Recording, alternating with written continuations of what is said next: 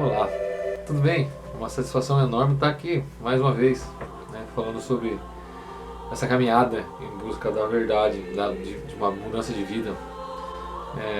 Continuo sendo Eduardo, meu nome é Eduardo, e estou aqui buscando novas reflexões para que a gente possa entender melhor o sentido da vida, como é o proposto por esse episódio hoje, né? Porque diversas vezes eu, e tenho certeza que você também já fez esse questionamento, porque parece que a vida não faz sentido, ou ainda, porque parece que as coisas não têm lógica.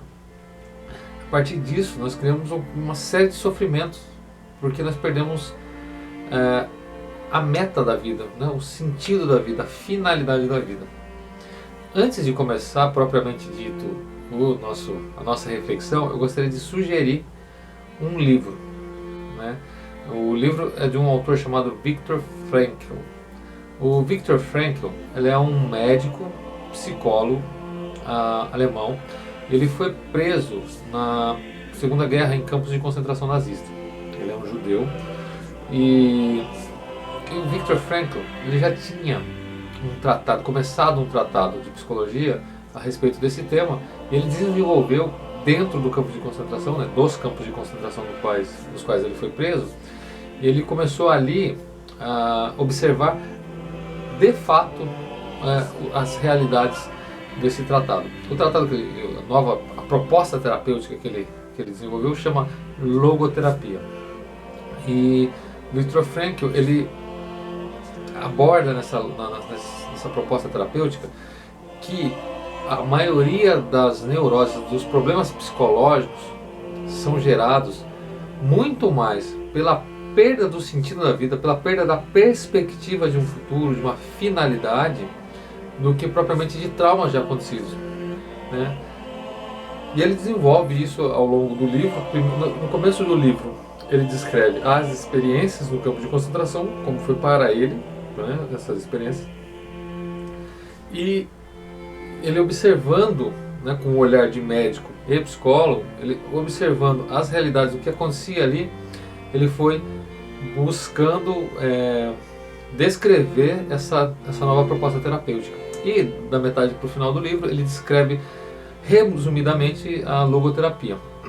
Eu recomendo muito que se leia esse livro, porque esse livro muda a concepção da nossa vida, do nosso olhar para a vida, e como eu disse no vídeo anterior, nessa fase de buscar a verdade, o que mais nós temos que fazer é buscar mudar os olhos, mudar a visão. Então eu recomendo muito, tem um link aqui embaixo para onde você pode comprar esse livro. É barato, coisa de R$ 50, e é um livro que você, lendo em diversas fases da sua vida, você pode ir ajustando a meta, né? E eu recomendo, se você não quiser comprar esse livro, pegue o nome do livro. O livro chama-se Em Busca de um Sentido, Viktor Frankl.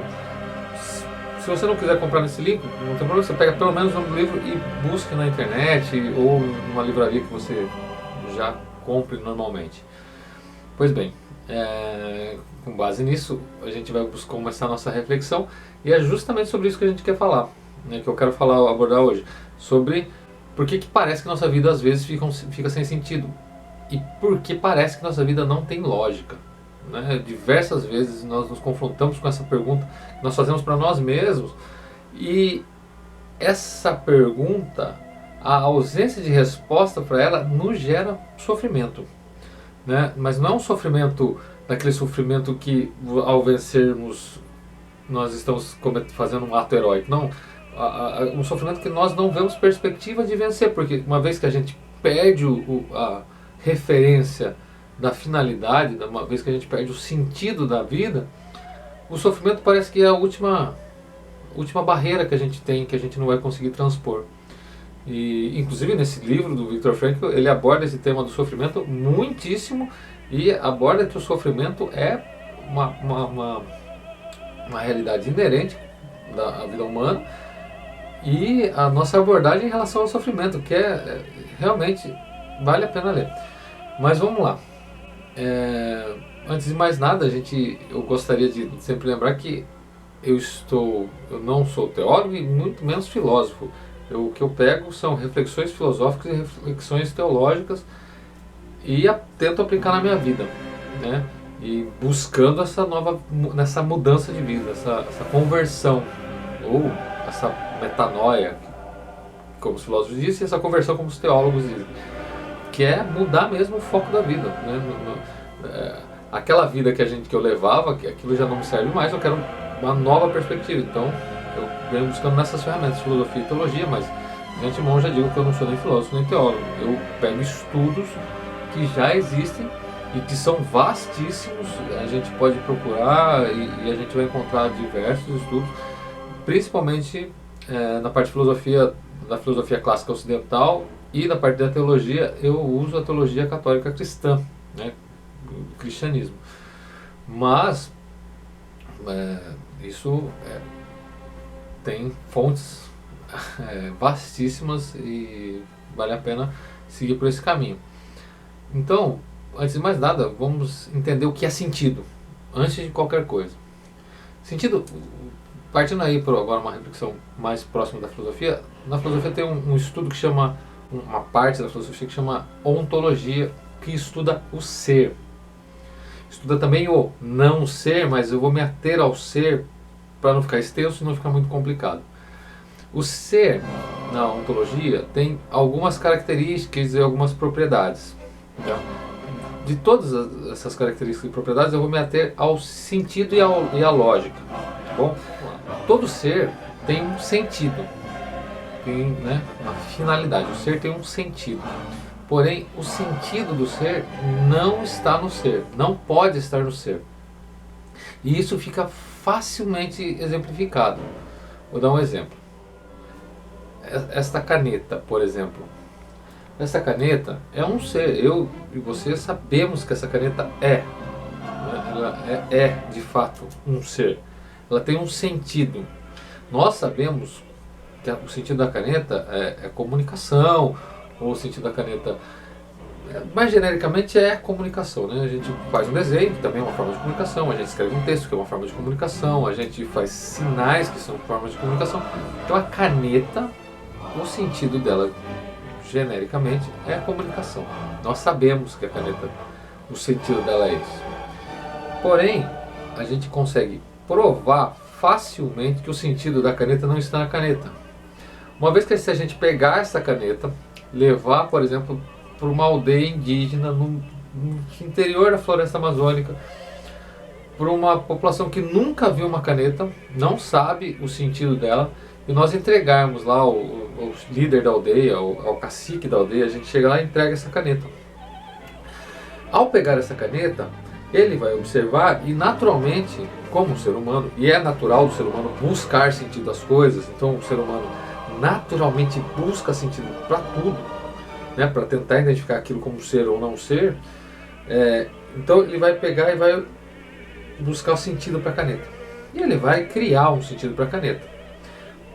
E aí a gente já fica muito claro que o sentido não está na própria caneta, porque se estivesse, ao ele ter contato com a caneta, ou pelo tato, ou pela visão, ou por qualquer sentido que a gente tenha, ele já ia entender o sentido, a finalidade da caneta.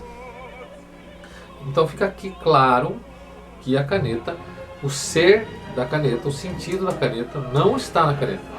O ser caneta tem um sentido, porém o sentido deste ser não está nele.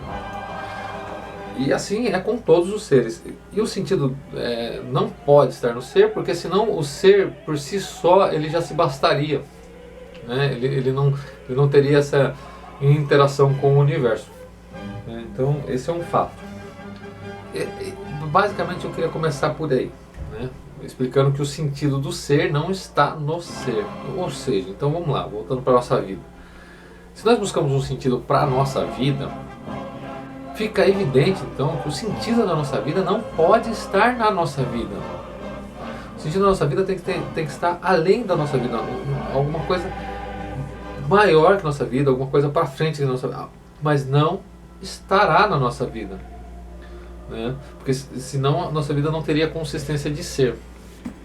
A filosofia, é uma ciência, porque ela busca o entendimento da verdade. Só que a filosofia ela parte de um esforço humano para o entendimento desta verdade. Porém, a teologia parte de uma revelação divina da verdade e a partir do esforço humano para nós entendermos e harmonizarmos essa revelação. Tá? Então, o primeiro passo que eu quis dar aqui foi mais falando da ontologia, né, do sentido do ser. Eu queria agora abordar uma parte mais teológica.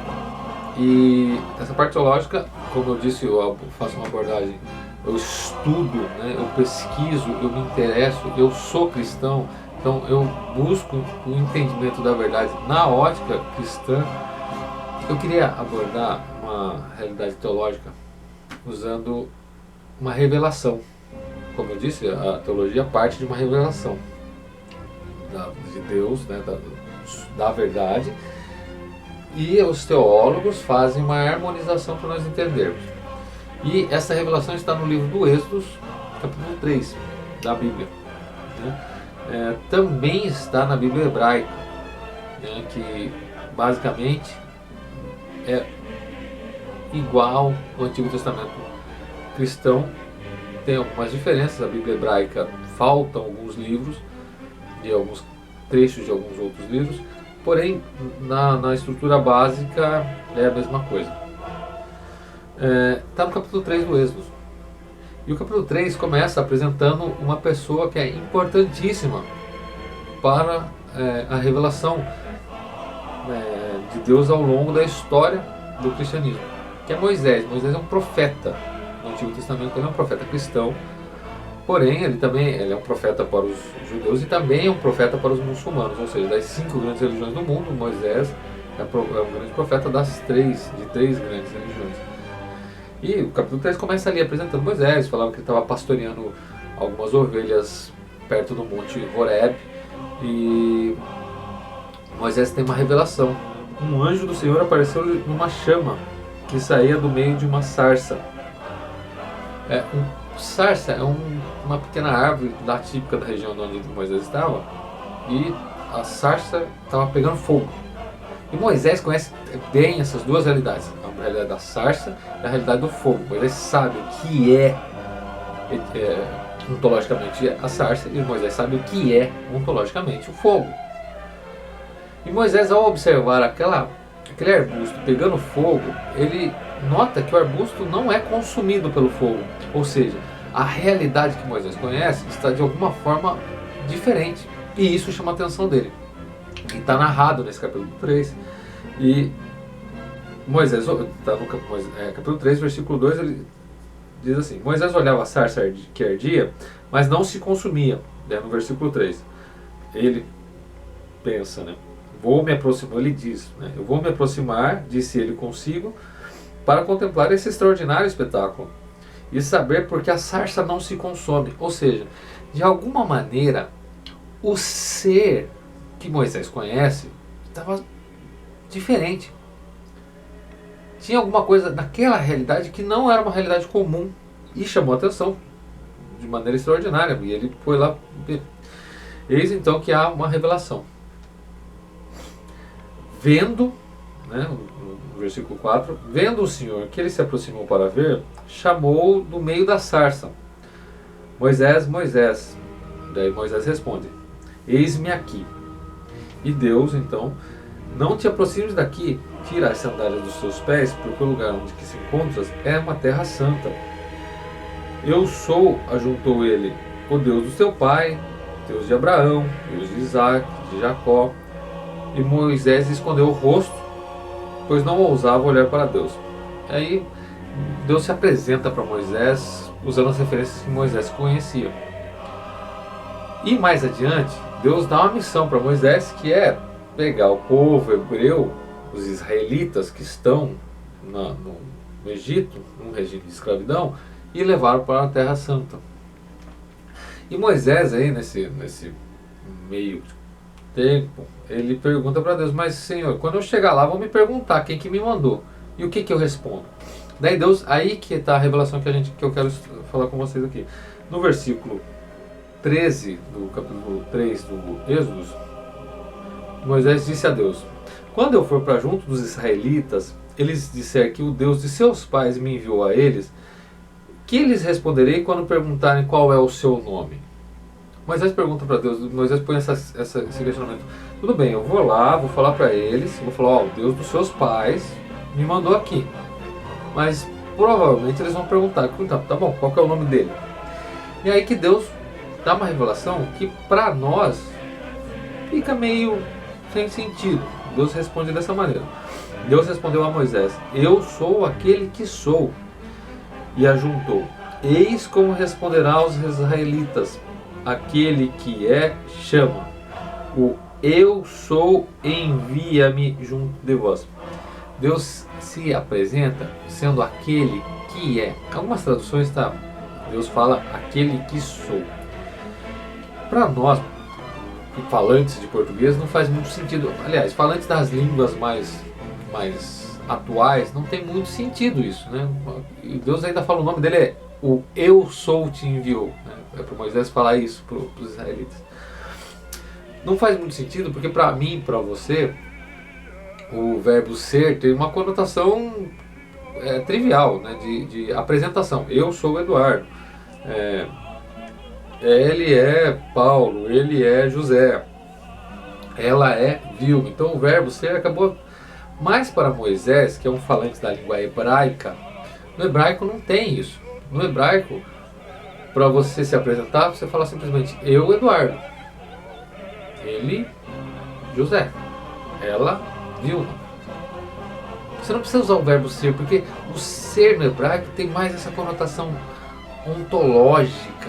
Quando você fala que eu sou, você está puxando para você as características e as propriedades ontológicas. E quando Deus diz, eu sou aquele que é, aí entra uma reflexão teológica que Deus está atribuindo para si todo o sentido. Deus está, segundo essa reflexão teológica, Deus está atribuindo para si mesmo o sentido final de tudo. Ou seja, a caneta tem um sentido, mas o sentido final da caneta é aquele que é o sentido de tudo. Ou seja, o sentido final da caneta, finalidade última da caneta, o sentido último da caneta é Deus. Assim como eu sou, mas o sentido último, meu sentido último é Deus. Então, se a minha vida é alguma coisa, o sentido último e a finalidade extrema da minha vida tem que ser Deus. Porque é assim que Deus se revela a Moisés. Deus fala isso para Moisés e Moisés entende. Porque Moisés não era falante de português, e na língua de Moisés isso faz muito sentido. Porque quando Deus atribui para si, e ainda fala assim, o eu sou te mandou. Por quê? Porque para Moisés isso tem um sentido ontológico. Moisés entende o que Deus está querendo dizer. E tanto é que quando ele falará para os israelitas, os israelitas falantes de hebraico também entenderão. O que dá sentido a tudo me mandou. Deus atribui para si, nesse momento, ele fala mais ou menos assim, sem que o sentido seja eu, nada tem sentido.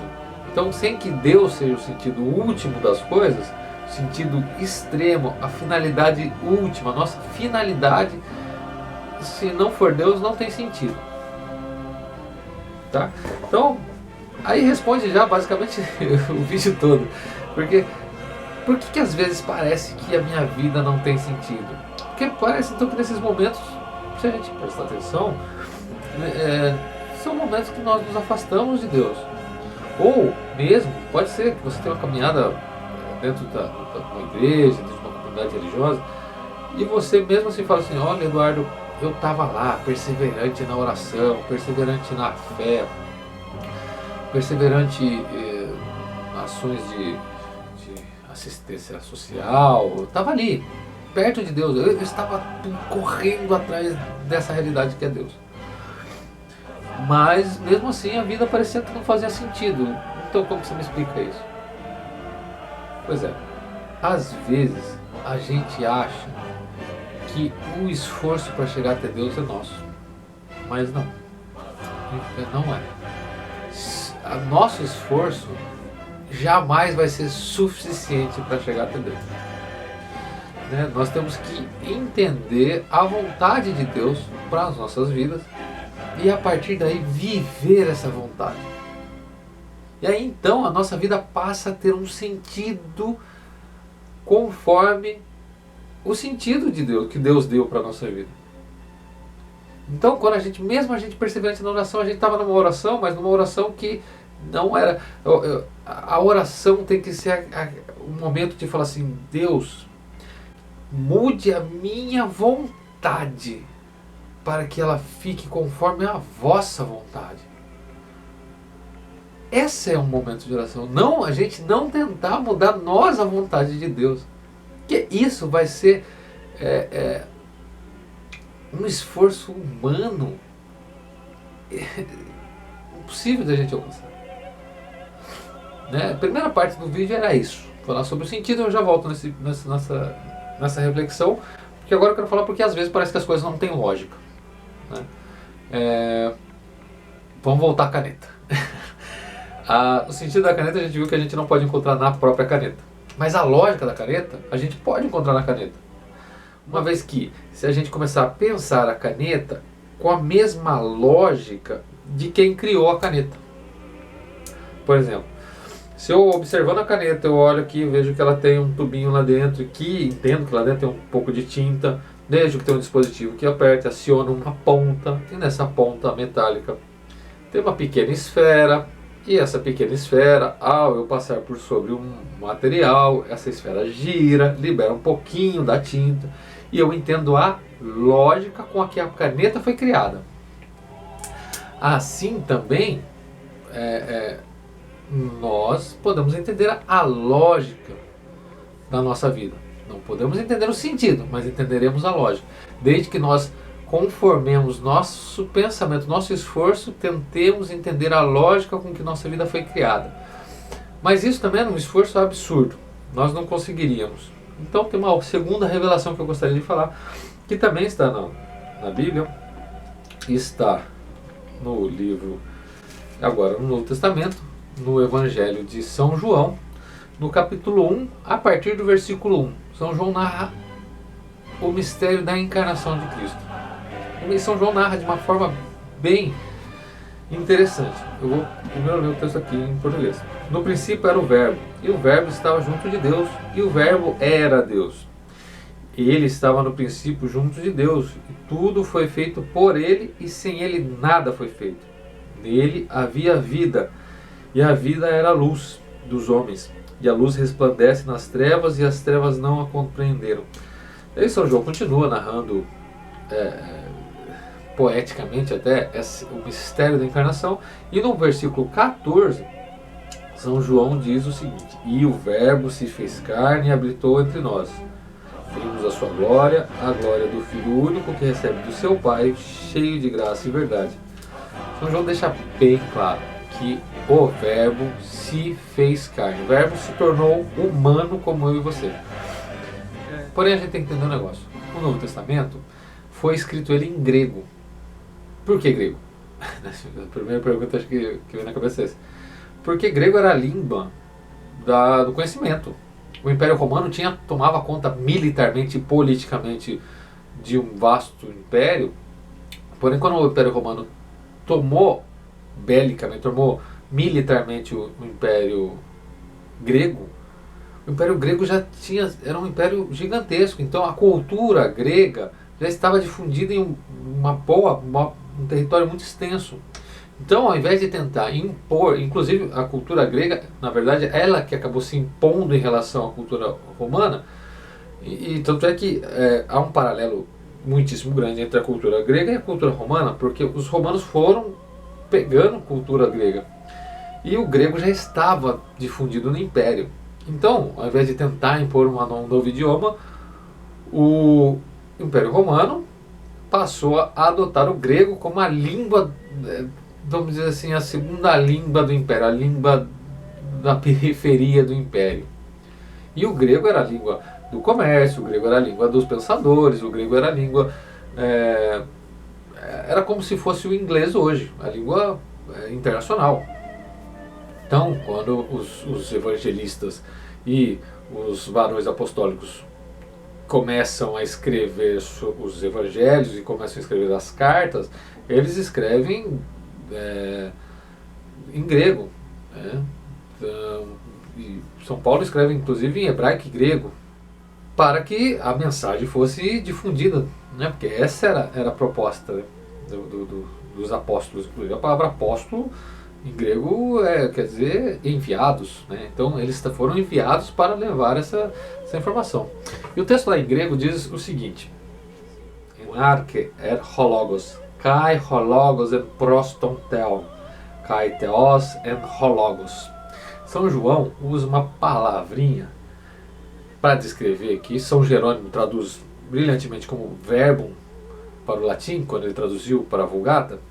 E a partir de então é por isso que nós temos a tradução como verbo, e algumas outras traduções tem como a palavra estava com Deus, ou verbo ou palavra, a partir da tradução da Vulgata de São Jerônimo. São Jerônimo traduz para verbo a palavra logos. A palavra logos em grego, o sentido dela, a tradução literal dela mesmo é razão. Mas a palavra logos pode ser sentido, pode ser ciência, conhecimento. E a palavra logos está no radical de uma outra palavra que é muito parecida com o português, inclusive existe em português, que é logike, que significa lógica. Então, se a gente fizer um esforço de harmonizar essa revelação, a gente pode entender que o sentido de Deus se fez carne, a razão de Deus se fez carne, mas também podemos entender que a lógica de Deus se fez carne e habitou entre nós. Então, se nós buscarmos a verdade e tentarmos conformar a nossa vida de acordo com a lógica do Criador das nossas vidas, então a fórmula foi dada.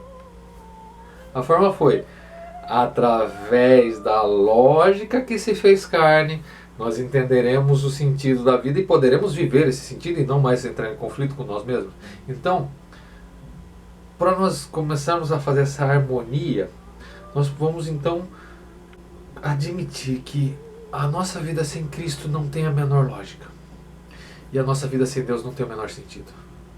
Se nós começarmos a vivermos de fato isso, começar a harmonizar um pouco esse sentimento de estar perdido, de não ter lógica. O próprio autor Viktor Frankl, no seu livro, ele coloca como super sentido, ele chama lá no livro, que é essa realidade metafísica, essa realidade fora da realidade física, né, que transcende a nossa realidade, né, que é o super sentido de tudo, né, a finalidade última, outra finalidade. A palavra fines, de finalidade, no latim, tem duas traduções. Uma é final, né? Chegada, o reto final. Outra é meta. Então, nosso fines, né? O nosso final tem que ser a nossa meta. A gente tem que olhar para a nossa meta. E como está na revelação, nossa vida sem Deus não tem meta. É uma vida que vamos ficar vivendo essa chateação. E como a gente chega até essa meta? Nós chegamos a essa meta através da lógica de Deus, que a lógica de Deus é o Cristo. Então, eu gostaria de deixar que esse vídeo, se eu puder dizer alguma coisa, que seja isso. Viver sem Cristo não tem a menor lógica, e viver sem Deus não tem o menor sentido. Deus nos abençoe e até a próxima.